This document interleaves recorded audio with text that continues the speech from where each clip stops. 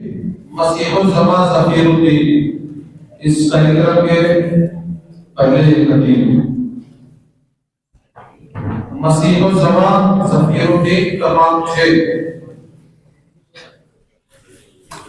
अस्सलामु अलैकुम व रहमतुल्लाहि व बरकातुहू। नहमदुहु व नुसल्ली अला रसूलिहिल करीम, अम्मा बअद। आदरणीय शिक्षकगण और मेरे प्रिय मित्रों, मैं जिस विषय पर बोलना चाह रहा हूँ वह है प्यारे नबी सल्लल्लाहु अलैहि वसल्लम। 1400 वर्ष पूर्व सारे संसार में जुल्म और अन्याय का घोर अंधकार छाया हुआ था। उस समय अरब देश की दशा अत्यंत खराब थी। लोग एक ईश्वर को छोड़कर अनेक मनगढ़ंत देवी देवताओं की पूजा करते थे और उससे डरते थे और ऊपर भेंट चढ़ाते थे तथा उन्हीं से सहायता मांगते थे। लूट मार, मद्यपान, नाच गाना, जुआ, अन्य दूसरे बुरे कामों के अलावा लड़कियों को धरती में जीवित करने का आम चलन था। अनाथों और विधवाओं को माल लड़क लेते थे। गुलामों के साथ पशुओं जैसा व्यवहार करते थे। कोई बुराई ऐसी ना थी जो उनमें पाई जाती थी। ईश्वर को उन पर दया आई। उसने अपने बंदों को सीधा मार्ग दिखाने के लिए हज़रत मोहम्मद मुस्तफा सल्लल्लाहु अलैहि वसल्लम रसूल बनाकर भेजा। आप सल्लल्लाहु अलैहि वसल्लम पूरी दुनिया वालों को सीधा मार्ग दिखाया। हज़रत मोहम्मद मुस्तफा सल्लल्लाहु अलैहि वसल्लम अरब के प्रसिद्ध एवं पवित्र नगर मक्का में पैदा हुए। आपके पिता अब्दुल्ला का देहांत आपके जन्म से पूर्व हो गई थी। आप जब 6 वर्ष के ही थे कि आपकी माता बीबी आमना का भी देहांत हो गया। इसके बाद आपके पालन पोषण दादा अबू मुत्तलिब ने की, किंतु अभी आप सल्लल्लाहु अलैहि वसल्लम 8 वर्ष के ही थे कि आपके दादा भी इस दुनिया छोड़कर चले गए। अब आपके चचा अबू तालिब आपके अभिभावक बने तो उन्हें पूरी जिम्मेदारी, लाड और प्यार से आप सल्लल्लाहु अलैहि वसल्लम पालन किया कि अबू तालिब की पत्नी फातिमा बिन्त असद ने प्यारे नबी सल्लल्लाहु अलैहि वसल्लम के पालन पोषण में पूरा सहयोग किया। प्यारे नबी सल्लल्लाहु अलैहि वसल्लम ने भी आजीविका जुटाने में अपने चाचा की सहायता के मजदूरी पर बकरियां चराने का काम किया कि जब आप सल्लल्लाहु अलैहि वसल्लम बड़े हुए तो अपने वहां के व्यापारियों के साथ व्यापार करना शुरू किया। 25 वर्ष की आयु में आपने मक्का के एक विधवा हजरत खदीजा रज़ियल्लाहु अन्हा से विवाह किया। हजरत खदीजा रज़ियल्लाहु अन्हा अत्यंत धनवान थी। वह बहुत ही दानशील महिला थी। उन्होंने अपना सारा धन अनाथों, मोहताजों, विधवाओं की देखरेख एवं इस्लाम की सेवा में लगा दिया। स्त्रियों में सबसे पहले आप ईमान लाई थी। आपने हर सुख दुख में प्यारे नबी सल्लल्लाहु अलैहि वसल्लम का साथ दिया। जब नबी सल्लल्लाहु अलैहि वसल्लम दुष्टों की बातों से दुखी होते तो दुष्टों की बातों से दुखी होते तो आप सल्लल्लाहु अलैहि वसल्लम आपको सांत्वना देती। अस्सलामु अलैकुम व रहमतुल्लाहि व बरकातुहू। कोई खातून जन्नत है, कोई जन्नत का शहजादा, कोई खातून जन्नत है, कोई जन्नत का शहजादा। निराली शान वाले गए मोहम्मद के घरानों में, निराली शान वाले गए मोहम्मद के घरानों में। अस्सलाम।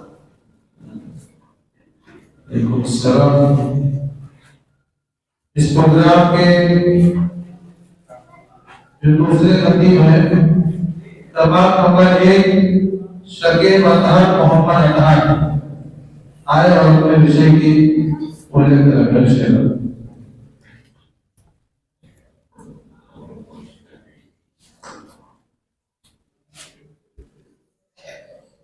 अस्सलामु अलैकुम व रहमतुल्लाहि व बरकातुहू।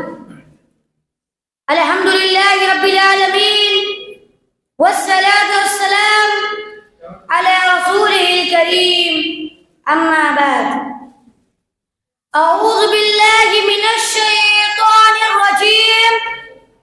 बिस्मिल्लाहिर रहमानिर रहीम। अर्रहमान अल्लमल कुरान खलक़ल इंसान अल्लमहुल बयान।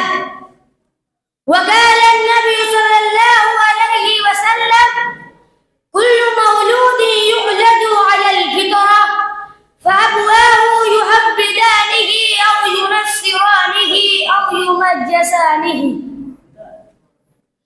आदरणीय अध्यक्ष महोदय, प्रबंधक महोदय, निर्णायकगण, शिक्षकगण, आगंतुकगण एवं विभिन्न विद्यालयों से आए हुए समस्त विद्यार्थीगण, आज के इस प्रतियोगिता के अवसर पर मैंने जिस विषय को चुना है उसका शीर्षक है संतान के साथ व्यवहार।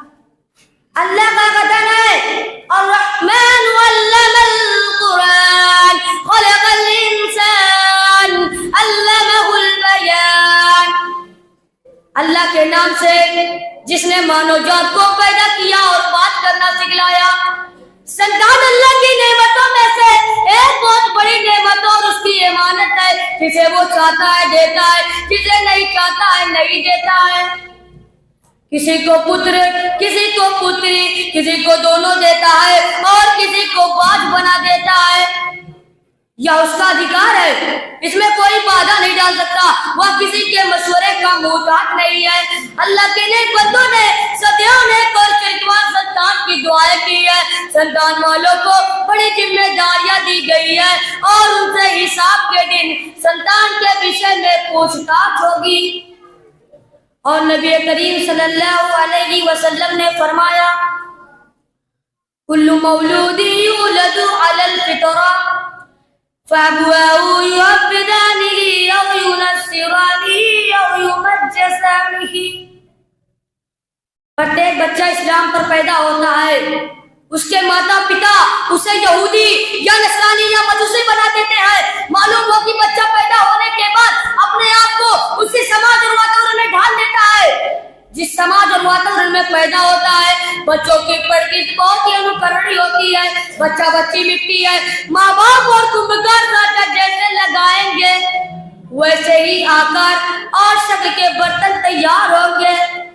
माँ की गोद बच्चों की प्रथम पाठशाला है। अल्लाह का कथन है, या अय्युहल्लज़ीना आमनू कू अनफुसकुम व अहलीकुम नारा। ऐ मुसलमानों, अपने आप को और अपनी संतान को जहन्नम की आग से बचाओ, जिसका ईंधन इंसान और पत्थर है।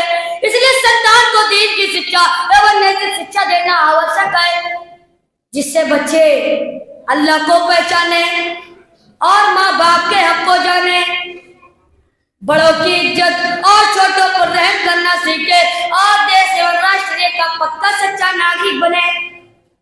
अल्लाह का कथन है, वअमुर अहलका बिस्सलाति वस्तबिर अलैहा। अपनी संतान को नमाज का आदेश दो और फिर उस पर जमे रहो। संतान वालों को हुक्म दिया गया है कि जब बच्चा पैदा हो तो 7वें दिन अकीका किया जाए। बोलने लगे तो प्रथम कलीमे तौहीद सिखलाया जाए। 7 वर्ष का होने पर उसे नमाज की आदत डाली जाए।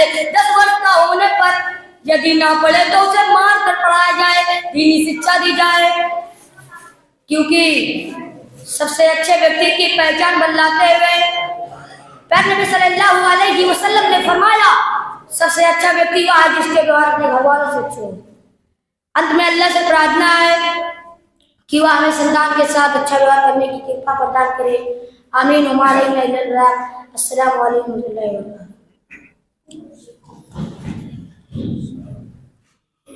कलमा नंबर 2 साबरी खातून मोहम्मद जमील।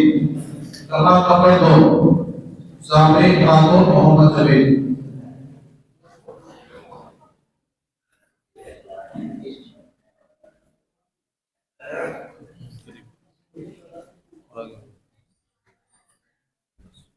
अस्सलामु अलैकुम नहमदुहु व नसल्ली अला रसूलिल करीम अम्मा बाद औज़ु बिल्लाहि मिनश शैतानिर रजीम बिस्मिल्लाहिर रहमानिर रहीम कुल इन्नमा हर्रमा रब्बिल फवाहिशा मा ज़हरा मिन्हा व मा बतन। आदरणीय अध्यक्ष महोदय, आगंतुकगण, गुरुजनगण एवं सम्मानित निर्णायकगण, आज की इस सभा में हम आपके सामने जिस विषय पर भाषण देना चाहते हैं वह है समाज और उसके प्रति हमारा कर्तव्य। प्रिय सज्जनों, आज हमारे समाज में विभिन्न प्रकार की बुराइयों एवं कुरीतियों का प्रचलन है। कुरान और हदीस में उनकी कड़ी निंदा की गई है। अल्लाह ताला ने पवित्र कुरान में कहा है, ऐ मोहम्मद सल्लल्लाहु अलैहि वसल्लम कह दीजिए कि मेरे पालनहार ने संपूर्ण रूप एवं प्रत्यक्ष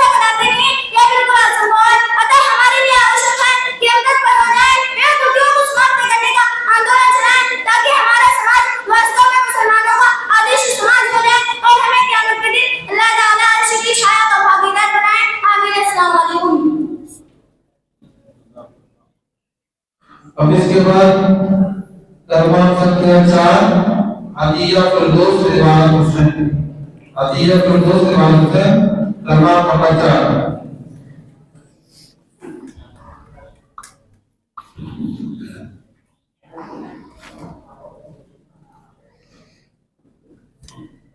अस्सलामु अलैकुम व रहमतुल्लाहि व बरकातुहू। अल्हम्दुलिल्लाहि रब्बिल आलमीन वल आक़िबतु लिल मुत्तक़ीन वस्सलातु वस्सलाम अला रसूलिहिल करीम व अला आलिहि व सहबिहि अजमईन। अम्मा बाद फ़अऊज़ु बिल्लाहि मिनश शैतानिर रजीम। बिस्मिल्लाहिर रहमानिर रहीम। इक़रा बिस्मि रब्बिकल लज़ी खलक़, खलक़ल इंसाना मिन अलक़। इक़रा व रब्बुकल अकरम, अल्लज़ी अल्लमा बिल क़लम, अल्लमल इंसाना मा लम यअलम। आदरणीय अध्यक्ष महोदय, निर्णायकगण, आगंतुकगण, शिक्षकगण, मेरे इस्लामी भाइयों और बहनों, आज के इस वार्षिक कार्यक्रम में मेरे भाषण का शीर्षक है इस्लाम में शिक्षा का महत्व। इस्लाम में शिक्षा के महत्व को समझने के लिए कुरान करीम का प्रथम अवतरण पर्याप्त है। इसमें अल्लाह का संदेश है, इक़रा बिस्मि रब्बिकल लज़ी खलक़, खलक़ल इंसाना मिन अलक़। अपने रब का नाम लेकर पढ़ जिसने उत्पन्न किया, जिसने मनुष्य को रक्त के लोथड़े से उत्पन्न किया। तू पढ़ता रहा, तेरा रब बड़ा उदार है, जिसने कलम के द्वारा ज्ञान सिखाया और मनुष्य को वो सब सिखाया जिसे वो नहीं जानता था। कुरान की आयत इस बात को संकेत करती है कि इस्लाम में शिक्षा का अत्यधिक महत्व है। इस्लाम में शिक्षा के महत्व को समझने के लिए कुरान करीम का प्रथम अवतरण पर्याप्त है, जिसमें अल्लाह का संदेश है, इक़रा बिस्मि रब्बिकल लज़ी खलक़, खलक़ल इंसाना मिन अलक़। इक़रा व रब्बुकल अकरम, अल्लज़ी अल्लमा बिल क़लम, अल्लमल इंसाना मा लम यअलम। ऐ नबी, आप कह दीजिए क्या हकीकत अज्ञानी समान नहीं हो सकते। इस आयत से तात्पर्य है कि शिक्षा एक ऐसी सर्वश्रेष्ठ संपत्ति है जिसने मनुष्य को सर्वोत्तम करारी की उपाधि प्रदान की है। इसी प्रकार कुरान का एक दूसरा तात्पर्य संदेश है कि यरफ़इल्लाहु लज़ीना आमनु मिनकुम वल्लज़ीना ऊतुल इल्म दरजात।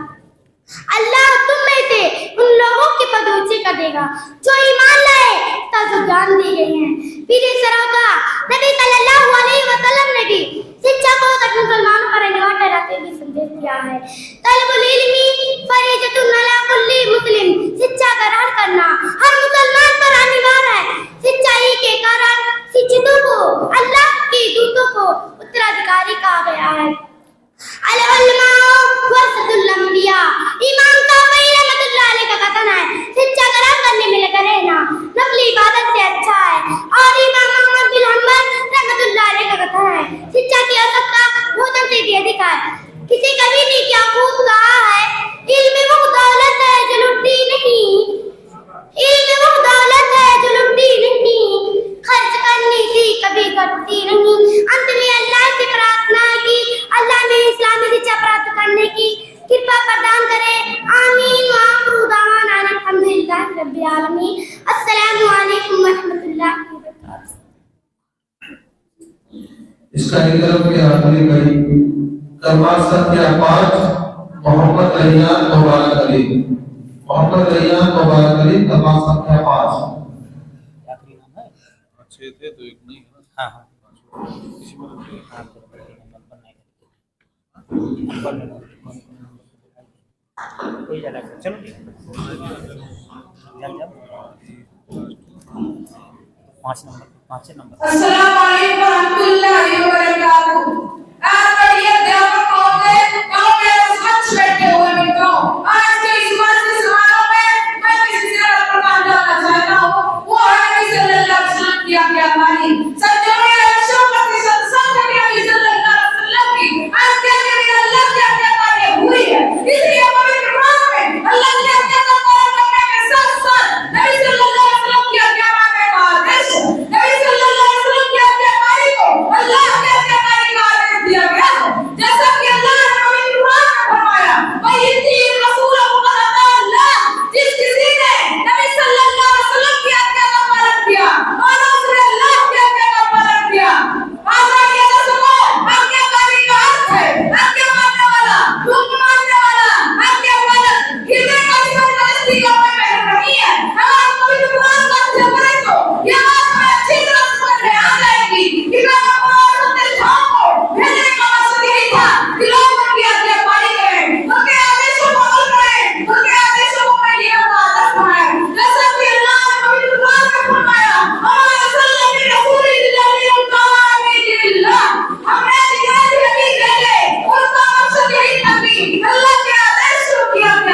की जाए।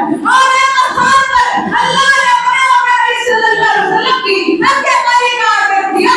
फरमाया अय्युहल्लज़ीना आमनू अतिउल्लाह व अतिउर रसूल व तुतिउ अमारकुम। ऐ ईमान वालों, तुम अल्लाह की आज्ञाकारी करो और नबी सल्लल्लाहु अलैहि वसल्लम की आज्ञाकारी करो और अपने कामों को रखना होए हो। नबी सल्लल्लाहु अलैहि वसल्लम की आज्ञाकारी में यह भी ज़रूरी था कि आप सल्लल्लाहु अलैहि वसल्लम के सुन्नत के अनुसार चला जाए। वह जिन कामों को आदेश दे उन्हें स्वीकार किया जाए और जिन कामों से रोके उनसे रोका जाए। जैसा कि अल्लाह ने फरमाया, वमा आताकुमुर रसूल फखुज़ूहु वमा नहाकुम अन्हु फंतहू। जो नबी दे रहे उसे ले लो और उससे रोके उससे रुक जाओ। इस बात में अल्लाह ने मोमिनों को कहा है और नबी सल्लल्लाहु अलैहि वसल्लम की बातों को स्वीकार न करने पर कुफ्र का फरमान जारी किया। इसलिए मुसलमान को अपनी क्षमता के अनुसार नबी सल्लल्लाहु अलैहि वसल्लम की आज्ञाकारी को अनिवार्य समझना चाहिए, वरना नबी सल्लल्लाहु अलैहि वसल्लम की आज्ञाकारी एक वक्त के लिए जहन्नम बनाने का कारण होती। जैसा कि नबी सल्लल्लाहु अलैहि वसल्लम ने फरमाया, कुल्लु उम्मती यदखुलून अल-जन्नह इल्ला मन अबा क़ाल या रसूलुल्लाह सल्लल्लाहु अलैहि वसल्लम व मन अबा क़ाल या रसूलुल्लाह सल्लल्लाहु अलैहि वसल्लम व मन अतानी दखल अल-जन्नह व मन असानी फक़द अबा। नबी सल्लल्लाहु अलैहि वसल्लम ने फरमाया, मेरी उम्मत के लोग जन्नत में आएंगे। तकरीब को लोग जिन्होंने इनकार किया, साहबा आमिनुल्लाह ने अल्लाह के रसूल का इनकार कौन करेगा? अल्लाह के रसूल सल्लल्लाहु अलैहि वसल्लम ने फरमाया, जो लोग मेरी आज्ञाकारी करेंगे वो लोग जन्नत में जाएंगे और जो मेरी आज्ञाकारी नहीं करेंगे वो इनकार करो। आखिर में दुआ कि अल्लाह ताला हम तमाम लोगों को नबी सल्लल्लाहु अलैहि वसल्लम की सुन्नत के अनुसार चलने की तौफीक अता फरमाए। आमीन। अंत में मैं इस दुआ पर पेशगी समाप्त करता हूँ। नबी की राह से कभी कदम अपना हटाएगा, नबी की राह से कभी कदम अपना हटाएगा, भटकता ही रहेगा वो कभी मंजिल न पाएगा, भटकता ही रहेगा वो कभी मंजिल न पाएगा।